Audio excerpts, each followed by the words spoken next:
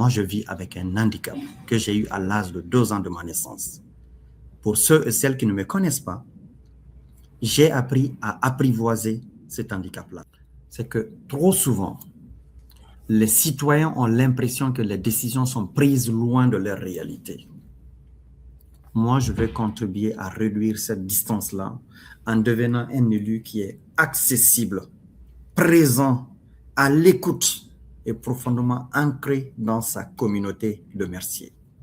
Que pendant des années, j'ai porté la voix des citoyens auprès des décideurs. Mais aujourd'hui, je veux porter la voix des citoyens parmi les décideurs.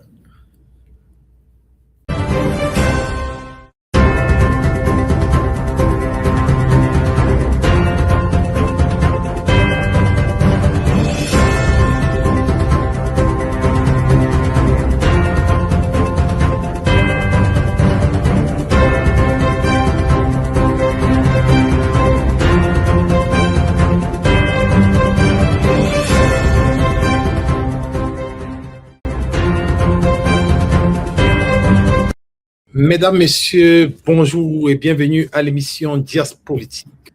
Dias Politique, c'est notre rendez-vous avec les femmes et les hommes qui choisissent de s'engager en politique, de défendre des idées et de solliciter la confiance des citoyens et des citoyennes. Aujourd'hui, spécialement, nous avons décidé de recevoir un homme dont le parcours traverse plusieurs frontières, mais surtout plusieurs formes d'engagement. De la Guinée au Québec, en passant par le Maroc et la France, Thierno Souleymane Diallo, puisqu'il s'agit de lui, il s'est progressivement imposé dans le paysage communautaire canadien. Il est diplômé en Sciences Po, il est diplômé en économie, il est diplômé aussi en droit. À la tête de la Fédération africaine et association du Canada, entendez FAC, dont il est le cofondateur, après avoir interpellé les décideurs, il choisit désormais d'entrer lui-même dans l'arène politique.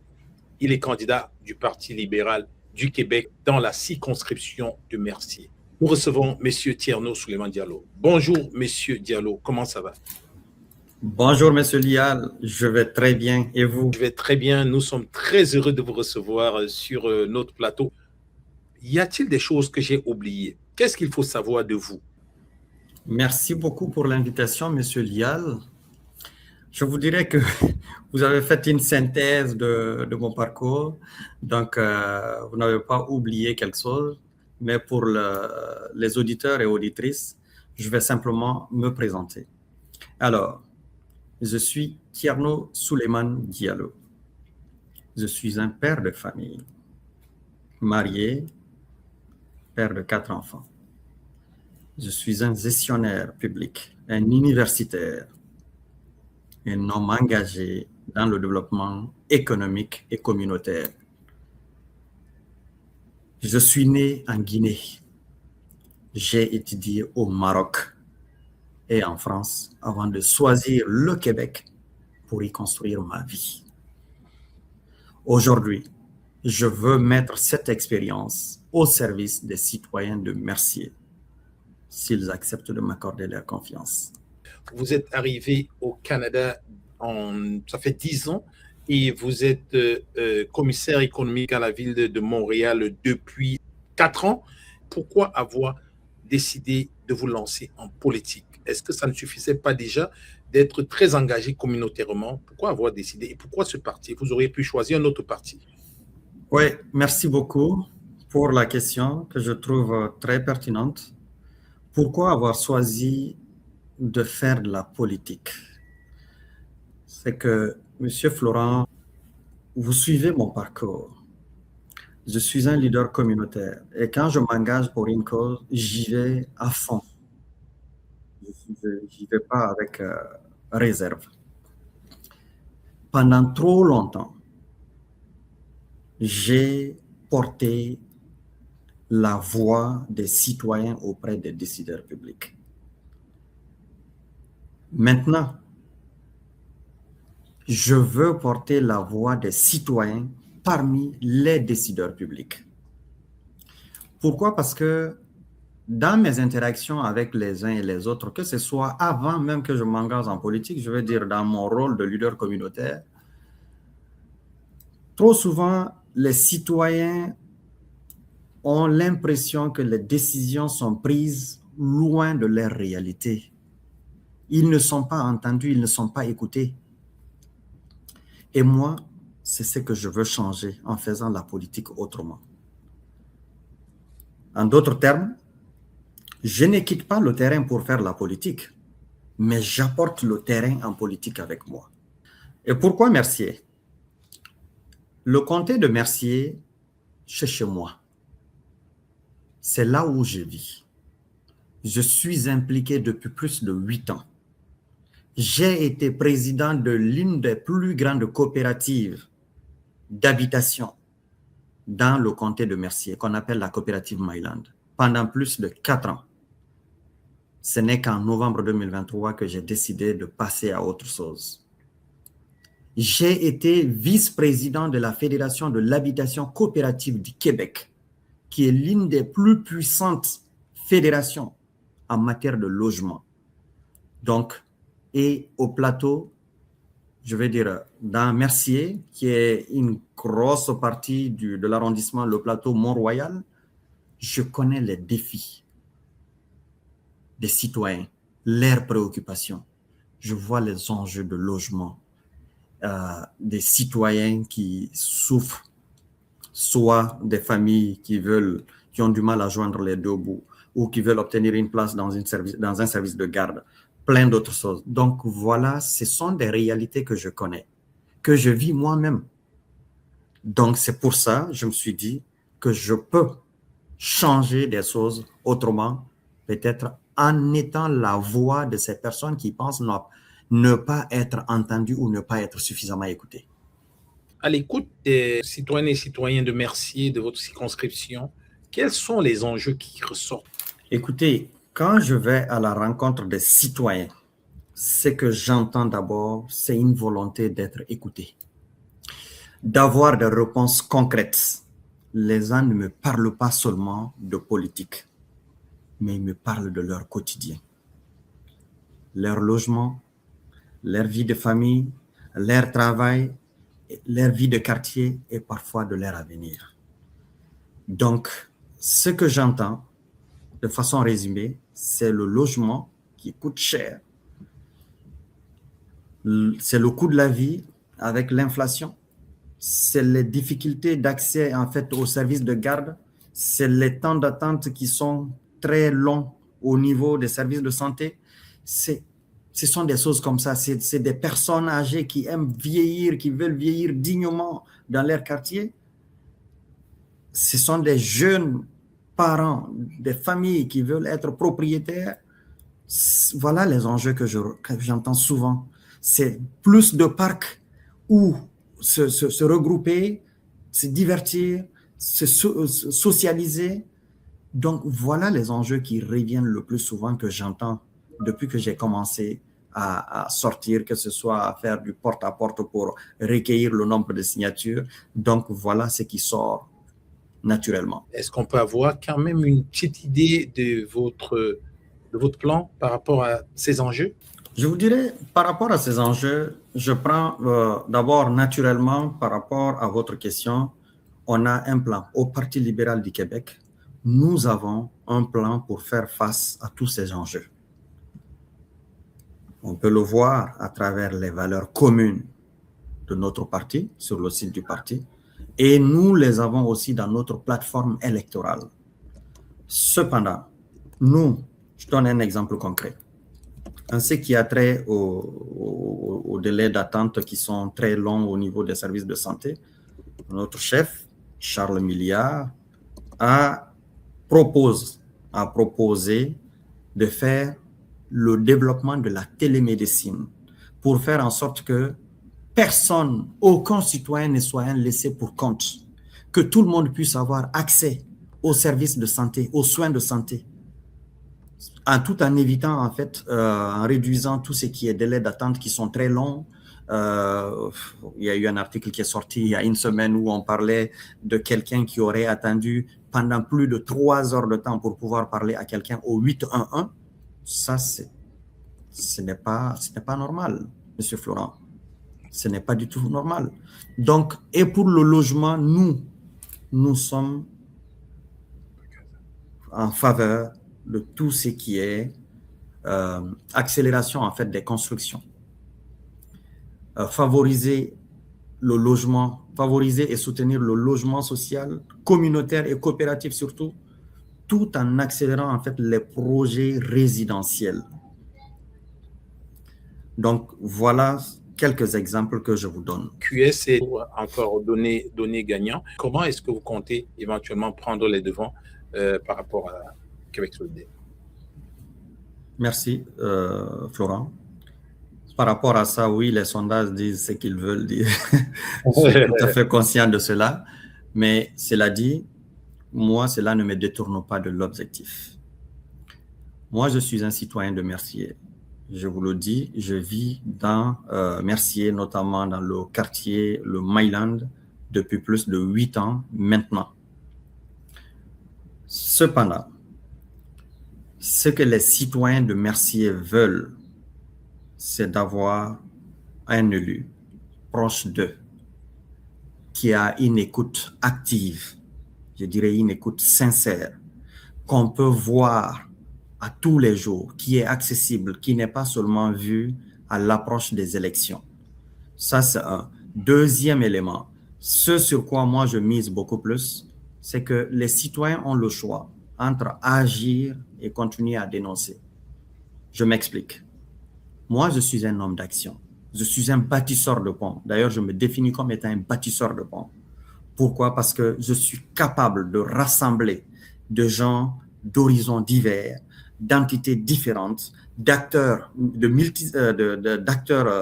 différents ou divers autour des enjeux qui peuvent être communs afin de trouver des solutions communes, concertées, dans le but d'obtenir un résultat.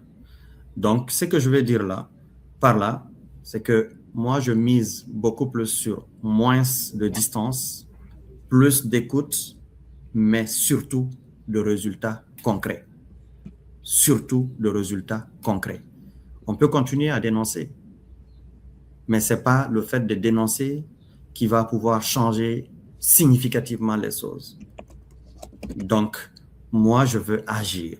Je veux agir avec des résultats qui sont tangibles, qui sont mesurables. C'est ce que je me fixe comme objectif. Donc, c'est là la différence, c'est là où elle réside entre le parti Québec solidaire ou les autres partis et nous au niveau du Parti libéral du Québec. Comme le dit notre chef, il y a des partis qui veulent séparer le Québec, mais nous, on veut réparer le Québec. Et pour réparer le Québec, ça commence d'abord par le rétablissement de la confiance. Une confiance qui certainement sera nécessaire de la part des près de 44 800, mettons 45 000 électrices et électeurs de votre circonscription. Parlons d'un point vraiment névralgique dans cette campagne qui va certainement battre le fer très très longtemps, à savoir l'immigration. Vous, comme beaucoup de personnes, sommes des personnes issues de l'immigration. Il y a beaucoup d'enjeux d'immigration aussi qui touchent la circonscription de Mercier. Quelle est la lecture de votre parti et quelle est votre lecture par rapport à cette situation-là? Pour ce qui est de la question de l'immigration, moi je pense que l'immigration, certes, est un enjeu, mais c'est un enjeu sur lequel on pourrait beaucoup travailler. L'immigration, qui dit immigration d'abord, doit dire en fait une planification. Une immigration contrôlée est une immigration mieux planifiée. Pour nous, au Parti libéral du Québec, l'immigration doit être coordonnée avec les capacités en matière de logement, de francisation et d'intégration professionnelle. Pourquoi? Parce que le français doit demeurer la langue commune. Ça, c'est non négociable. Le français est un élément fondamental de notre identité collective. Il doit être préservé. C'est notre culture, c'est notre identité. Donc, pour ce qui est de l'immigration, je pense que là-dessus, honnêtement, on peut faire aussi les choses autrement. Pourquoi? Parce que il faut être conséquent avec soi. L'immigration, je parle ici beaucoup plus de l'immigration qui est planifiée, hein, c'est-à-dire ceux qui viennent en tant que résidents permanents. C'est des gens, ils viennent dans le cadre d'un processus. Ils ont des certificats de sélection pour le Québec. Et qui dit certificat de sélection pour le Québec, ça veut dire qu'ils ont atteint en fait un certain seuil en matière de sélection. Donc, ils ont passé ça et ils ont été retenus. D'ailleurs, pourquoi ils reçoivent cette lettre de félicitations qu'on appelle le CSQ, le certificat de sélection pour le Québec. Ces gens peuvent être valorisés. On ne peut pas aller recruter des gens à l'étranger qui viennent, qui espèrent avoir une vie meilleure et que ces derniers soient parfois laissés pour compte. Donc, tout cela, ça prend un processus. Il faut mieux les accompagner pour que ces gens-là puissent réussir leur intégration. Et il faudrait plus miser sur l'approfondissement plutôt que sur l'élargissement. J'explique cela. L'approfondissement, c'est quoi? On a actuellement une pénurie en matière de main-d'œuvre. Mais ce n'est pas des compétences qui nous manquent. Les compétences sont là. Il faut simplement travailler, peut-être ouvrir des discussions avec les différents ordres professionnels parce que, un exemple concret, un médecin qui est recruté, disons, en France ou, je ne sais pas, au Sénégal ou au Maroc ou ailleurs, quand il vient ici, voire même au Liban, quand il vient ici, il ne peut pas exercer directement, automatiquement. Il faudrait qu'il passe d'abord, des tests avec l'ordre des professionnels de son, il faudrait qu'il passe en fait des évaluations avec son ordre professionnel. Et en plus, il faudrait certainement qu'il puisse prendre des études pour ajuster quelque chose ou bien se mettre à niveau. Il y a tout ça, mais cela devrait s'accompagner par, certaines facilités qu'on essaye de, je dirais pas de simplifier le processus, je le comprends et je le défends, mais c'est d'essayer peut-être de faire en sorte que ce processus-là puisse être accéléré. Accéléré dans la mesure où on est capable quand même, s'il y a la volonté, de faire des tris comme ça se doit, parce que ces personnes-là ont de l'expérience qu'ils ont acquis ailleurs et les connaissances devraient être universelles, sauf que peut-être les outils ne sont pas nécessairement les mêmes, mais qu'on puisse simplifier. Il y a là une fenêtre d'opportunité qui peut permettre en fait à ces immigrants de mieux s'intégrer, parce qu'on le voit, ils contribuent. L'immigration, il contribue en fait au développement économique, au développement culturel, même au rayonnement international du Canada, du Québec. C'est ça aussi en fait la richesse. Pour moi, immigration rime avec opportunité. Parlant d'économie et d'entrepreneuriat, comment est-ce que vous voyez cela? En fait, moi, je suis pour,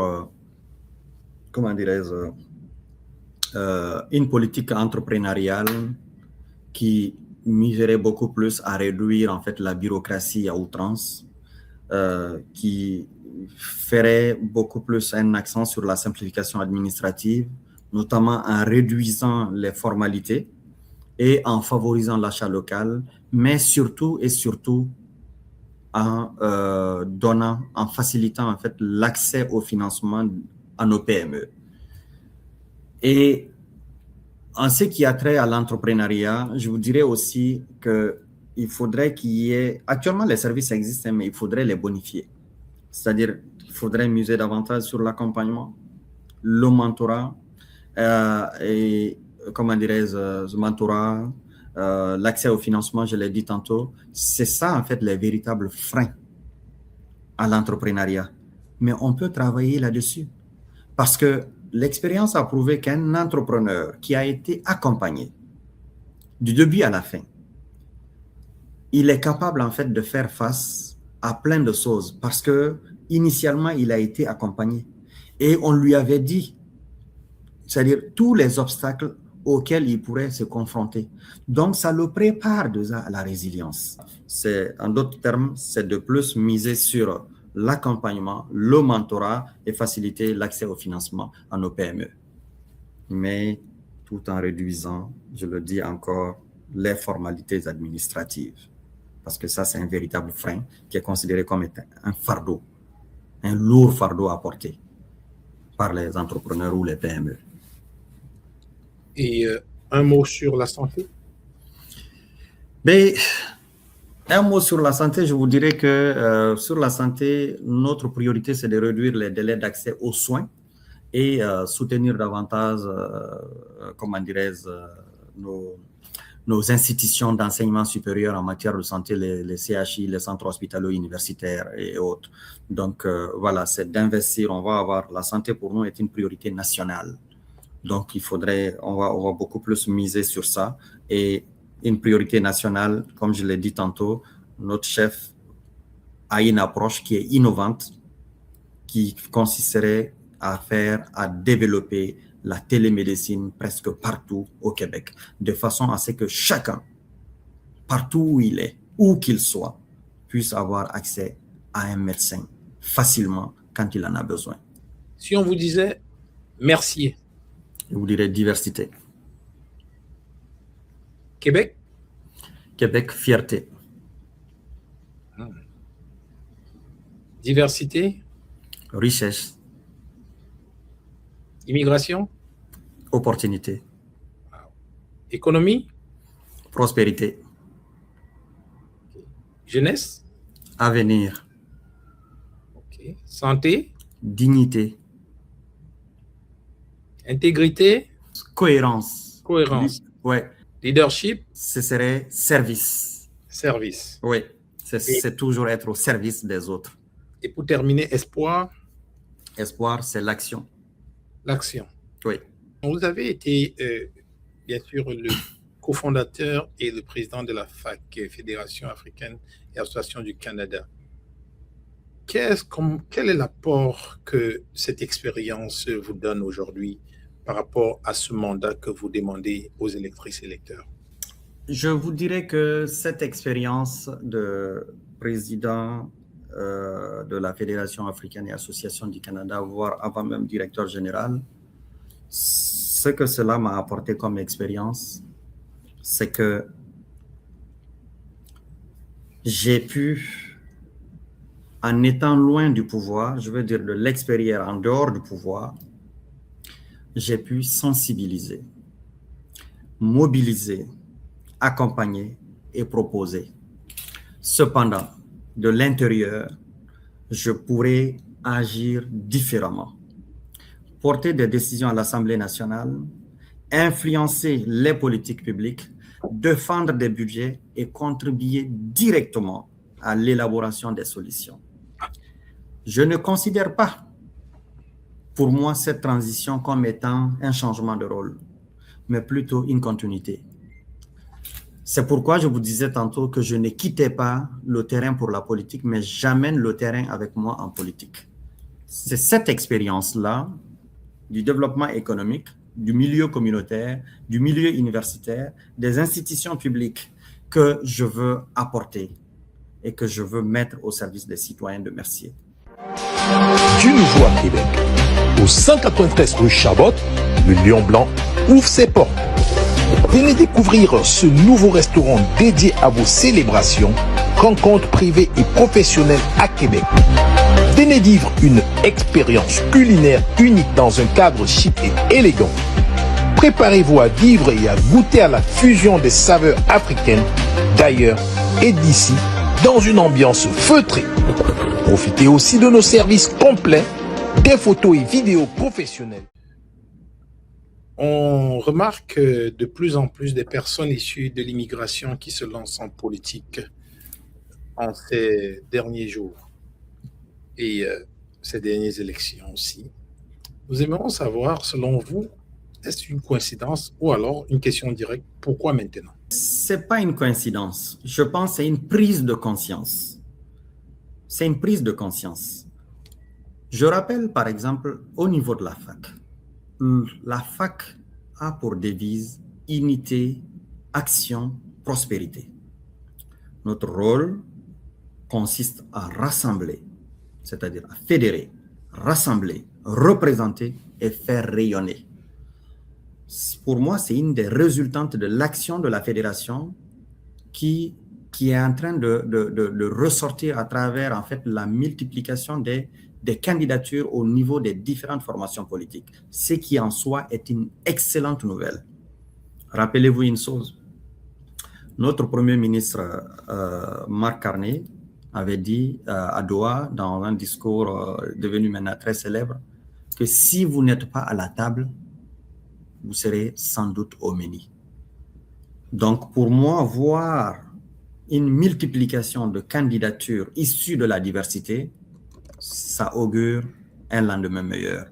Pourquoi? Parce que nos jeunes, nos femmes, nos aînés ont compris que oui, pour que les choses puissent changer, il faudrait aussi qu'on ose. Il faudrait être audacieux et courageux. Je ne dis pas que ça nous a manqué, mais là, je pense qu'il y a une prise de conscience assez forte qui fait que chacun veut contribuer à ce changement-là. Chacun veut amener quelque chose.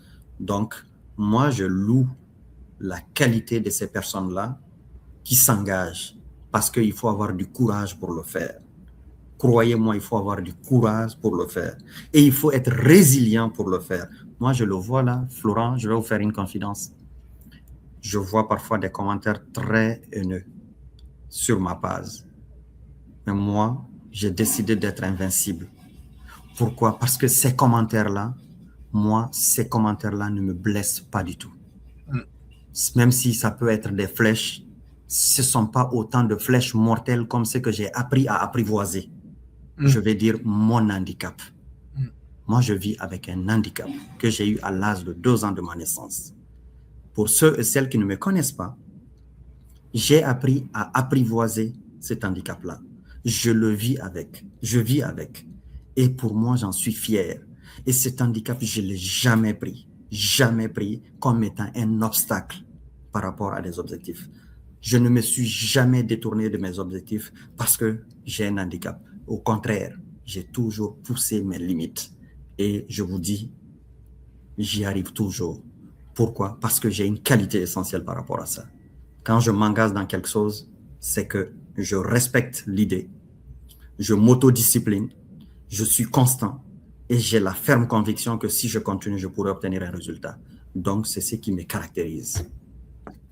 Monsieur Thierno, vous avez toujours et longtemps demandé aux décideurs aussi d'écouter les communautés.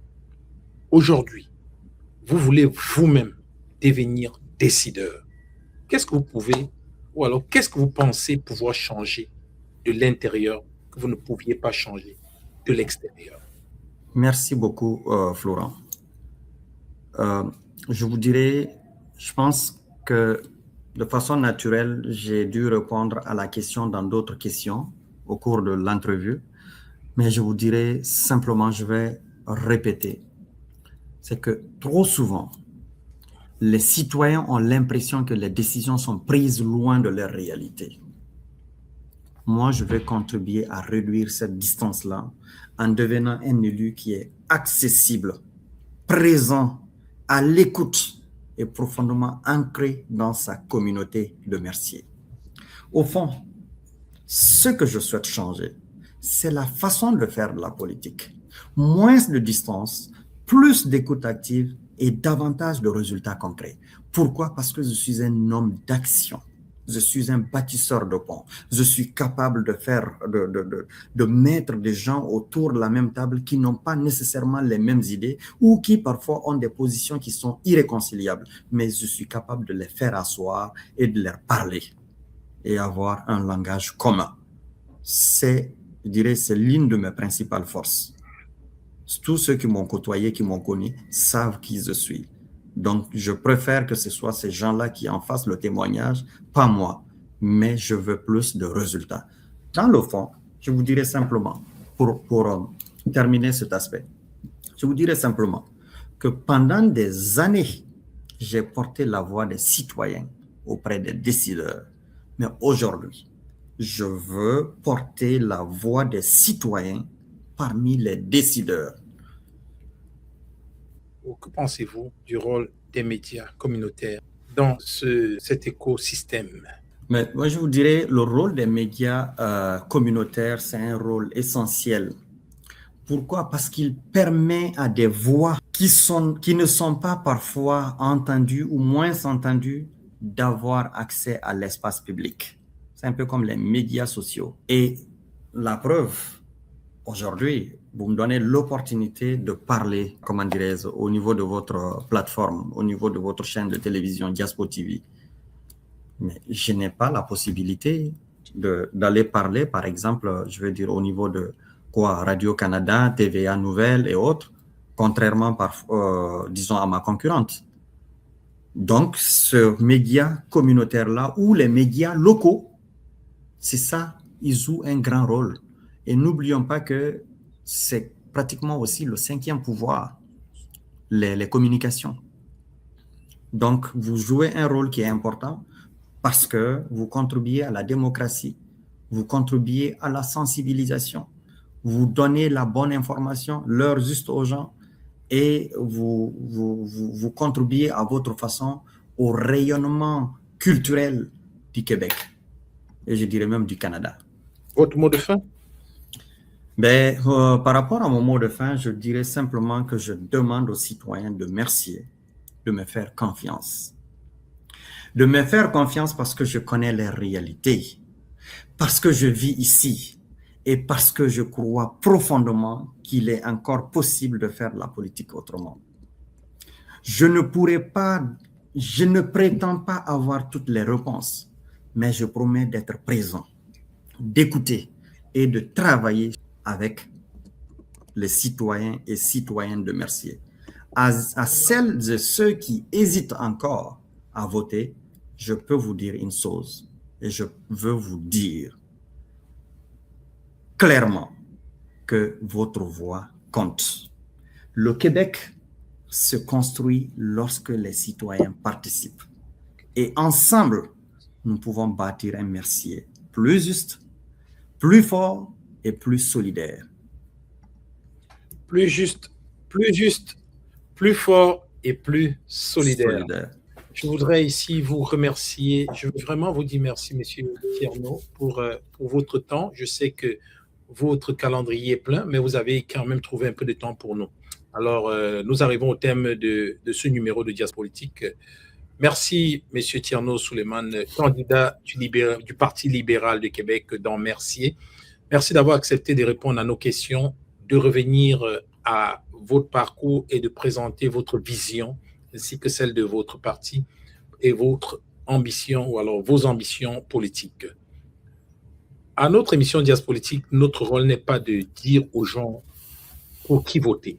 Notre rôle est de donner surtout la parole, de poser les questions, parfois celles qui dérangent, qui bousculent, de confronter les idées et surtout de permettre à nos téléspectateurs de mieux connaître celles et ceux qui sollicitent leur confiance. Parce qu'en démocratie, il existe un principe essentiel. On ne devrait pas parler des citoyens sans les citoyens. Et lorsque viendra le moment de décider, faites entendre votre voix. Le dernier mot appartient à tous les citoyennes et citoyens. J'aimerais donc inviter tous ceux et celles qui écoutent cette émission de prendre le temps de réfléchir, d'écouter des gens, des candidats comme M. Thierno Souleymane Diallo. Et surtout, quelle que soit votre décision, il faut poser l'acte citoyen, à savoir de voter.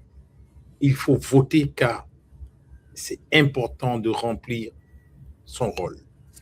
Monsieur Thierno, nous vous souhaitons la meilleure des chances. On va se revoir bientôt pour une autre émission, toujours, qui va porter peut-être sur une thématique ou alors sur d'autres points de votre parcours. Dans quelques jours, on va se revoir. Mais avant, nous voudrons, ici, toute l'équipe et moi, vous souhaiter la meilleure des chances dans ce parcours électoral. Merci, au revoir. Au revoir.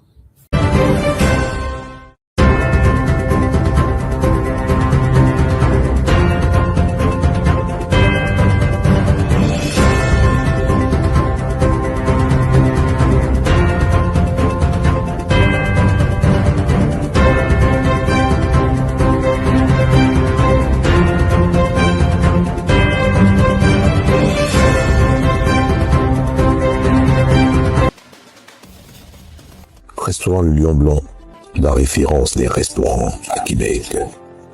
Ici, ce n'est pas qu'un lieu, c'est une atmosphère, une signature, un espace où chaque événement devient un moment d'exception.